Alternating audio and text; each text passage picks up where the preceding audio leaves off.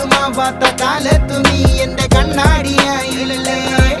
അതിൽ തെളിഞ്ഞതെല്ലാമേ ഇരുട്ടിലായാലും വീണറ്റു പോയാലും അടുത്ത പുലരി